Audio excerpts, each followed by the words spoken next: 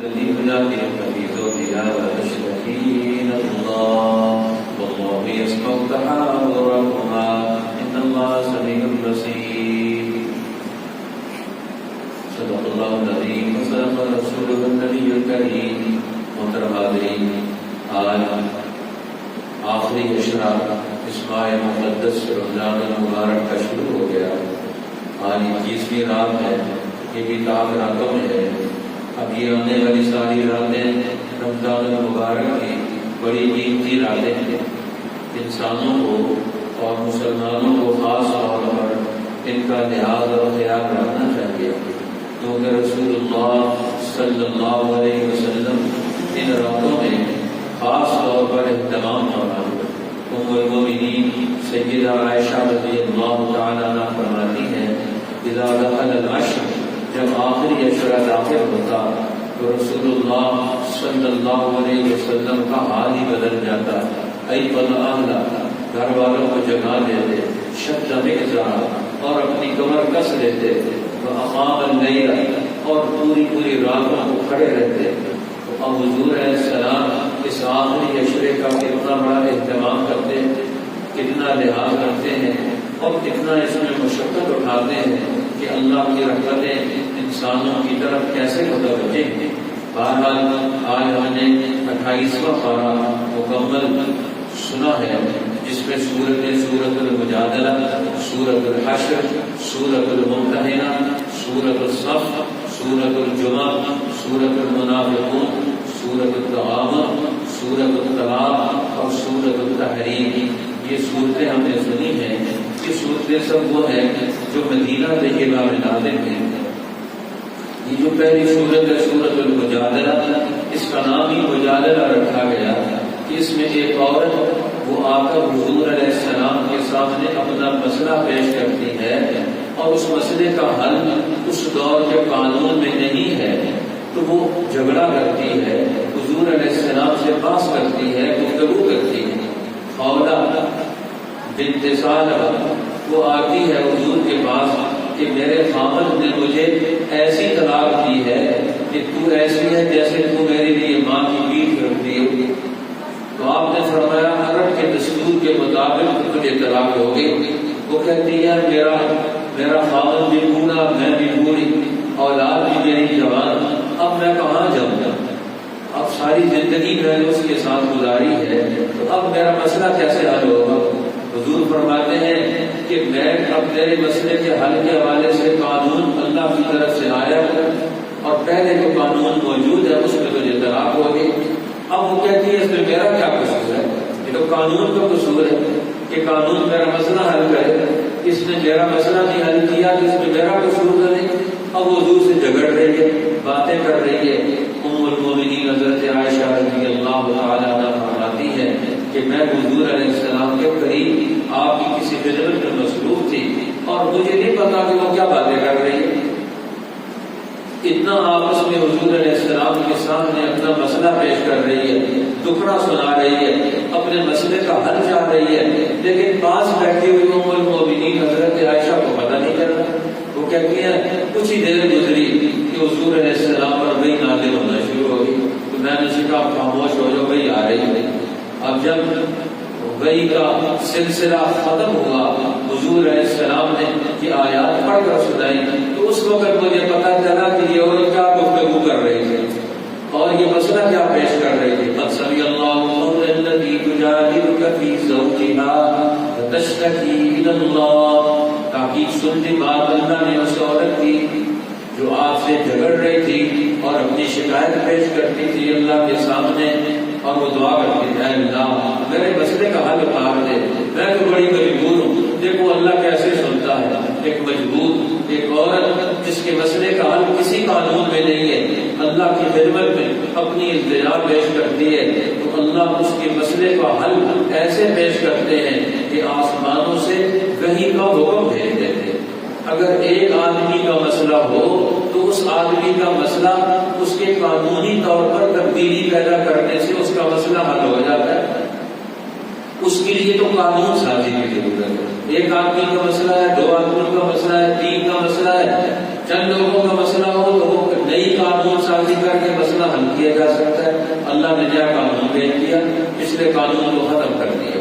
اب دیکھو اللہ تعالیٰ نے ایک اصول سمجھایا، اگر خاندانی زندگی گھریلو زندگی میں مسئلہ آ جائے تو اس کو ایک نئی قانون سازی کے ذریعے سے حل کر لیا جاتا ہے، اور اگر قومی زندگی میں مسئلہ آ جائے، پوری قوم پریشانی میں مبتلا ہو، ہر آدمی مصیبت میں مبتلا ہو، بازاروں میں خرابی، عدالتوں میں خرابی، تعلیمی نظام میں مسئلہ حل نہیں، جس دفتر میں جاؤ کہیں پریشانی ہو تو قومی سطح کا مسئلہ کیسے حل ہوگا، اس کا بھی جواب اللہ تعالیٰ نے اسی صورت میں دیا۔ اور ایک تو ہے خاندانی اور ذاتی انفرادی مسئلہ، اس کے لیے تو قانون سازی کی ضرورت ہے، اور دوسرا قومی سطح پر مسئلہ ہو، اب ایک قوم مصیبت میں مبتلا ہے، بڑے لوگ اس پر مسلط ہیں، تو ایسی قوم کو دنیا میں کیسے کامیابی حاصل ہوگی، اس کے لیے پھر ضرورت ہے قومی جماعت کی، ایک قومی جماعت پیدا ہو جو پوری قوم کا مسئلہ حل کرے۔ اب قومی جماعت پیدا کرنا یہ ضروری ہے۔ اب قومی جماعت کے اصول کیا ہوں گے؟ قرآن کریم نے اس جماعت کے اصول بیان فرمائے کہ ایک قوم کے اندر سے ایک جماعت کن اصولوں پر کھڑی ہوگی، تو اللہ تعالیٰ نے اس کی طرف بھی توجہ دلا دی۔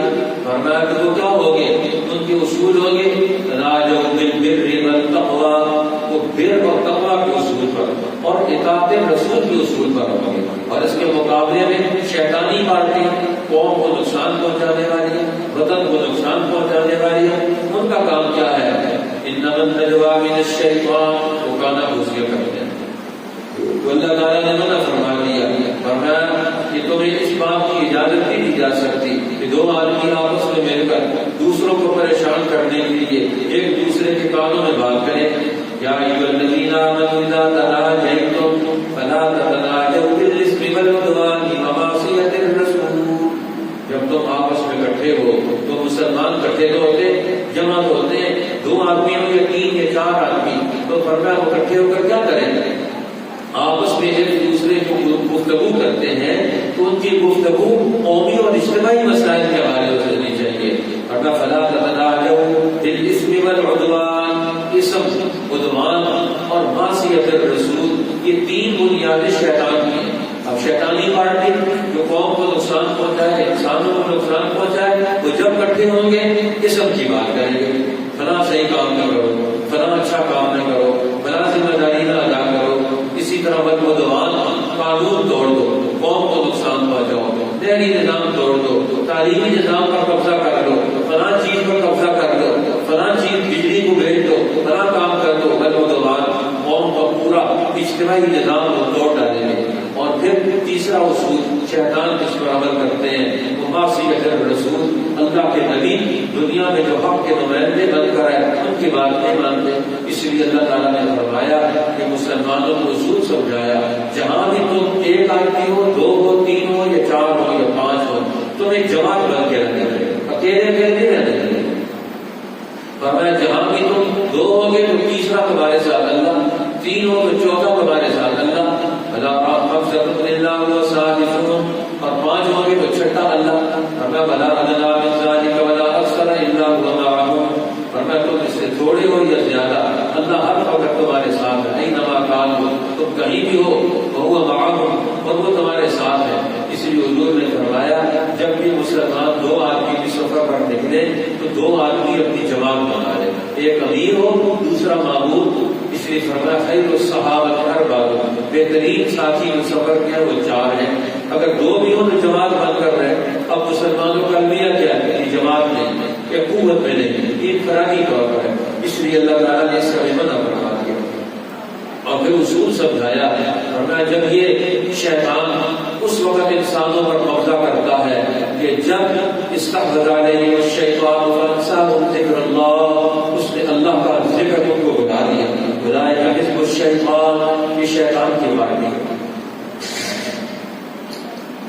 اب شیطان انسانوں پر قبضہ کرتا ہے تو اللہ کا یاد بھلا دیتا ہے، اللہ کے ذکر سے وہ غافل کر دیتا ہے، اللہ کے حکم سے غافل کر دیتا ہے۔ اس لیے اللہ تعالیٰ نے یہ طے کر دیا ہے اولئک حزب الشیطان، یہ شیطان کی جماعت ہے، الا ان حزب الشیطان هم الخاسرون، اور شیطان کی پارٹی ذلیل ہوگی، رسوا ہو، تباہ و برباد ہو۔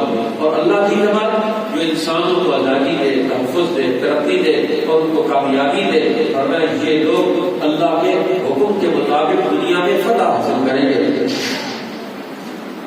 فرمایا اولئک حزب اللہ الا ان حزب اللہ هم المفلحون، جو اللہ کی جماعت ہے، جو انسانوں کے لیے کام کرتی ہے، وہ ضرور کامیاب ہوگی۔ اور دوسری صورت جو ہے وہ صورت الحشر ہے، اس میں اللہ تعالیٰ نے اس مسلمان جماعت جو قرآن کے اصولوں پر عمل کرے گی اس کی طرف توجہ دلائی ہے کہ یہ جماعت کام کیا کرے گی۔ فرمایا یہ دو کام کرے گی، ایک تو یہ ظالموں کی سیاست کو ختم کرے گی، ان کی طاقت اور قوت کو ختم کرے گی۔ اس لیے قرآن حکیم نے ہمیں سمجھا دیا کہ یہ رسول اللہ صلی اللہ علیہ وسلم نے مدینہ پہنچنے کے بعد ظالموں وہاں کی قوموں سے معاہدہ کر دیا، اور کچھ لوگ اس معاہدے کے خلاف ہو گئے، کچھ سیاسی معاہدے کو انہوں نے توڑا، حضور علیہ السلام نے ان کے خلاف سیاسی اقدام کیا، ان کو جلا وطن کر دیا۔ لأول الحشر ما ظننتم أن يخرجوا وظنوا أنهم مانعتهم رسولهم من الله، اب وہ اپنے دلوں سے نکل گئے، اللہ تعالیٰ نے ان پر روک ڈالے، قذف في قلوبهم الرعب يخربون بيوتهم بأيديهم وأيدي المؤمنين، وہ اپنے ہاتھوں اور مسلمانوں کے ہاتھوں اپنے گھر اجاڑ رہے ہیں۔ دوسرا کام یہ انقلابی جماعت، یہ اللہ کی جماعت، انسانوں کی نمائندہ قوت، یہ کیا کام کرے گی؟ یہ دنیا میں جتنے وسائل ہیں، چیزیں ہیں، یہ اللہ کی مخلوق میں تقسیم کریں گے۔ مال غنیمت ہے یا مال فیض ہے، اس کو اللہ کے لیے اور اللہ کی مخلوق کے لیے اس کو وہ خرچ کریں گے۔ کسی ایک آدمی کے پاس مال جمع نہیں رہے گا، یہ مال چند لوگوں کے ہاتھ میں نہیں رہنے دیں گے، پوری قوم کے اندر اس مال کو خرچ کرنے کی پالیسی بدلیں گے، طریقہ کار ہوتا کریں گے۔ قرآن حکیم سمجھاتا ہے کہ دیکھو یہ ہے اصل کامیاب انسان کہ جو اللہ کے حکم کے مطابق ہجرت کر کے قربانیاں دے کر انہوں نے اس دین کو زندہ کر دیا، یہ اللہ کی جماعت ہے۔ اس لیے اب آخر میں اللہ تعالیٰ نے اپنی صفات کا تذکرہ کیا، جو اللہ کی جماعت ہوگی وہ اللہ کی صفات لے کر دنیا کی زندگی کے ہر میدان میں اترے گی۔ اس لیے حدیث پاک میں آتا ہے جو مسلمان سورہ حشر کی آخری آیات پڑھتا ہے تو اللہ تعالیٰ اس کے لیے صبح پڑھے تو شام تک 70,000 فرشتے اس کے لیے دعائیں مغفرت کرتے، شام کو پڑھے تو صبح تک 70,000 فرشتے اس کے لیے دعائیں مغفرت کرتے۔ اسی طرح فرمایا ہے کہ یہ مسلمان جماعت جو ہے اب اس کی ذمہ داریاں کیا بنتی ہیں؟ اللہ تعالیٰ نے اگلی صورت میں سورۃ الممتحنہ میں امتحان لینے کا حکم دیا، اور اس کو حکم دیا کہ تم میرے دشمنوں سے دوستی مت لگاؤ اور اپنے دشمنوں سے بھی دوستی مت لگاؤ۔ جو دشمن کا تعین کیسے دیا، تو میرے اور اپنے دشمنوں کو دوست مت بناؤ۔ اب اللہ تیرا دشمن کون ہے، ہمارا دشمن کون ہے؟ ورنہ دشمن وہ ہے جس نے تمہارے دین کو ناکام کیا، تمہارا نظام توڑ دیا۔ قاتلوکم فی الدین واخرجوکم من دیارکم، تمہارے گھروں سے تمہیں نکالا، وظاہروا علی اخراجکم، اور تمہارے نکالنے میں مدد کی، تمہاری معیشت کو، تمہارے معاشرت کو، تمہارے خاندانی اور علاقائی قومی نظام کو انہوں نے توڑ دیا، تمہارے دین کا قانون انہوں نے توڑ دیا، ورنہ یہ تمہارے دشمن ہے۔ ہم نے آج دشمن عقیدے کی بنیاد پر بنایا، جو کلمہ نہیں پڑھتا وہ ہمارا دشمن ہے۔ قرآن کہتا ہے یہ تو نہیں ہے مسلمان کا دشمن، یہ تو میدان دعوت ہے۔ قیامت تک کے آنے والے جتنے کافر ہیں وہ میدان دعوت ہے، ہم نے انہیں دعوت دے دی ہے، اور اس میں سے دشمن کون ہے؟ جس کی یہ 3 صفات قرآن بیان کرتا ہے، ان سے دوستی مت لگاؤ، ان کو دشمن بناؤ۔ فرمایا جنہوں نے تمہارے سے دین کے معاملے میں جھگڑے کی، تمہارے نقصان نہیں پہنچایا، تمہیں گھروں سے نہیں نکالا، تمہارے مقابلے میں کبھی دشمن کی مدد نہیں کی، تو فرمایا وہ تو تمہارے دشمن نہیں، لہذا ان سے تعاون کرو، ان تبرؤوا وتقسطوا الیہم، ان سے میل جول رکھو، ان سے تعاون کرو، ان کے ساتھ احسان کرو، ان کے ساتھ نیکی کرو، ورنہ یہ تمہاری کامیابی ہوگی کہ تم انسانوں کے لیے ایک اچھا دور پیدا کرو۔ پھر اللہ تعالیٰ نے سورہ ممتحنہ میں مسلمانوں کو یہ اصول سمجھایا ہے کہ تم دنیا میں ایک سچی قوت بن کر رہو۔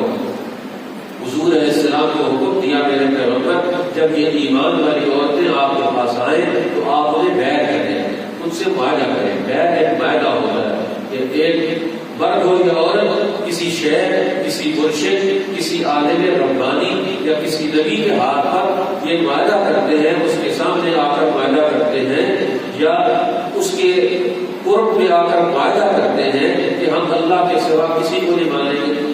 اللہ جب ایمان والی عورتیں آپ کے پاس آئیں تو آپ انہیں بیعت کریں، اس بات پر بیعت کریں اللہ یشرکن باللہ شیئا، وہ شرک نہیں کریں گے، ولا یسرقن، چوری نہیں کریں گے، ولا یزنین، زنا نہیں کریں گے، ولا یقتلن اولادہن، اپنی اولاد کو قتل نہیں کریں گے اور بہتان نہیں باندھیں گے، ولا یعصینک فی معروف، اور نیکی کے کام میں آپ کی مخالفت نہیں کریں گے، ورنہ فبایعہن واستغفر لہن اللہ، ان کو بیعت کر دیں اور ان کے لیے دعا مانگیں۔ اب حضور علیہ السلام عورتوں سے ہاتھ پر ہاتھ رکھ کے نہیں بیعت کرتے، ایک دفعہ آپ نے کپڑا پکڑوا لیا، ایک دفعہ برتن میں ہاتھ رکھ دیا، پانی کے برتن میں ایک طرف اپنا ہاتھ ڈالا، دوسری طرف عورتوں کا ہاتھ ڈالا، ایک دفعہ حضرت عمر کو بھیجا کہ عورتیں وہاں بیٹھی ہوئی ہیں، جا کر ہماری طرف سے یہ الفاظ زبانی کہہ دو کہ وہ بیعت کر لیں۔ اس طرح حضور علیہ السلام نے عورتوں سے اس طرح بیعت دی، یعنی جس طرح مردوں سے بیعت دی جاتی ہے، ان کے ہاتھ میں ہاتھ ڈال کر وہ بیعت کی جاتی ہے، عورتوں سے ایسی بیعت نہیں دی جاتی۔ ان سے بیعت لینے کا طریقہ وہی تھا کہ عورتوں کی عزت، ان کا دائرہ، ان کی زندگی کی حیثیت کا تعین قائم رہے اور ان سے بیعت لے۔ اسی طرح سورۃ الصف ہے، اس میں اللہ تعالیٰ نے صف کا تذکرہ کیا کہ مسلمانوں کو ایک صف بن کر رہنا چاہیے، کأنہم بنیان مرصوص، یہ سب بن کر رہے کہ اللہ کو پسند ہے، اور یہ سب کیا کریں گے؟ اللہ کے دین کو غالب کریں گے۔ اس لیے اللہ تعالیٰ نے صورت میں غلبہ دین کا ذکر کیا کہ ساری دنیا کی قوموں کو لے کر یہ دین کو غالب کریں گے، اور دین کو غالب کیسے کریں گے اس کی طریقہ کار قرآن بیان کرتا ہے سورہ جمعہ کے اندر کہ رسول اللہ کی بعثت کا مقصد کیا ہے۔ ایک جمعہ، مرکزیت، اجتماعیت، اکٹھے ہو کر اور فکر کریں اور اللہ کا دین سنے، سمجھے، سیکھے اور اپنے دل و دماغ میں سے جگہ دیں، اور پھر اس کے بعد اس پر عمل کرنے کے لیے اٹھیں۔ تو جمعے کے دن، جمعے کی اجتماعیت، جمعے سے انسانوں کو ایک عقل اور شعور ملتا ہے۔ اس لیے اللہ تعالیٰ نے مسلمانوں کو یہاں حکمت اور دانائی کی باتیں بتائی۔ پھر آگے سورۃ المنافقون، اس میں منافقین کا تذکرہ کیا کہ جو تمہارے اندر مل کر دشمن کا کام کریں انہیں پہچانو، باتیں بہت کریں گے لیکن عمل تمہارے خلاف کریں گے، ان کی ڈھیل ڈول اچھی ہوگی، گفتگو اچھی ہوگی لیکن نتیجہ ان کا غلط ہوگا۔ اس لیے ایسے لوگوں سے بات آ جائے۔ اور یہ منافقت کیوں کرتے ہیں؟ پیسے کی محبت میں، دولت کی محبت میں، دنیا کی محبت میں، لالچ اور خود غرضی کے اندر آ کر۔ اسی لیے اللہ نے فرمایا اے ایمان والو لا تلہکم اموالکم ولا اولادکم عن ذکر اللہ، تمہیں اللہ کی ذات سے تمہارے مال اور تمہاری اولادیں یہ تمہیں غافل نہ کریں۔ اس لیے تمہیں موت کو یاد رکھنا چاہیے، آخر تم نے دنیا کو چھوڑ جانا ہے، تو پھر حق زندگی کیوں نہیں اختیار کرتے؟ اسی طرح اللہ تعالیٰ نے ان صورتوں میں، سورۃ التغابن میں مسلمانوں کو اس بڑے اجتماع کے دن کی طرف توجہ دلائی، یوم یجمعکم لیوم الجمع ذالک یوم التغابن، اس دن انسان جمع ہوں گے اور ان کی قیمت کا تعین ہوگا۔ کون آدمی اس پہ غبن میں مبتلا ہو گیا، گھاٹے میں چلا گیا، نقصان میں چلا گیا، اس کا سب کچھ دو پر رکھ گیا، یہ پتہ چل جائے گا۔ اور کون آدمی اس دن جیت گیا، ہار گیا کون اور جیت گیا کون، یہ پتہ چل جائے گا۔ اس لیے قرآن اس کی طرف بھی توجہ دلاتا ہے۔ سورۃ الطلاق، اس میں اللہ تعالیٰ نے گھریلو زندگی کو اللہ کے حکم پر قائم کرنا، طلاق زبردستی نہیں دینی چاہیے، نہ دینی چاہیے نہ دینی چاہیے، یہ ضرورت کے تحت ہے۔ اس لیے اللہ تعالیٰ نے طلاق کے اصول بیان کرتے ہوئے تقویٰ کی اہمیت بیان فرمائی، فرمایا تم ساری زندگی اللہ سے ڈر کر گزارو۔ جو آدمی اللہ کا ڈر اختیار کرے گا اللہ تعالیٰ اسے ضائع نہیں کرے گا، اس کو روزی بھی دے گا، اس کے مسئلے بھی حل کرے گا، اس کے گناہوں کو بھی معاف کرے گا، اس کو ترقی بھی دے گا۔ اس لیے آخر میں اصول بیان کر دیا یا سورۃ التحریم میں یا ایھا الذین آمنوا قوا انفسکم واہلیکم نارا، اے ایمان والو اپنے آپ کو اور اپنے گھر والوں کو جہنم کی آگ سے بچاؤ۔ اب جہنم کی آگ سے کیسے بچاؤ کہ وہ کام نہ کرو جو جہنم تک پہنچاتے۔ اس لیے اللہ تعالیٰ نے اس سورۃ کریمہ میں مسلمانوں کو توجہ دلائی کہ تم دین حق اللہ کا دین حاصل کر سکتے ہو اپنی طلب سے، اپنی محنت اور کوشش سے، شوق اور ذوق سے. یہ نسب سے نہیں حاصل ہوتا کہ تم سمجھو کہ اب نبی کے بیٹے، نبی سے رشتہ داری ہے تو یہ دین ہمارا ہو جائے گا. دیکھو نوح علیہ السلام کی بیوی، لوط علیہ السلام کی بیوی، نوح علیہ السلام کا بیٹا، اب وہ سارے کے سارے لوگ کون ہیں؟ نبیوں کے رشتہ دار ہیں، لیکن وہ ناکام ہو گئے. اب فرعون کے گھر میں ایک عورت ہے، آسیہ امرأۃ فرعون، اور فرعون کے گھر میں بیٹھ کر ظلم کے بادشاہ کے مقابلے میں کھڑے ہو کر ایک عورت بھی دین کا سکہ دلوا سکتی ہے، اور وہ شکست قبول نہ کرے تو فرعون کو وہ شکست دلوا سکتی ہے. قرآن نے تذکرہ کر دیا. اس لیے فرمایا کہ ایک عورت بھی اپنے صبر و استقامت سے دین کو زندہ کر سکتی ہے. اللہ تعالیٰ ہمیں بھی دین کی نسبتوں کو حاصل کرنے کی توفیق عطا فرمائے.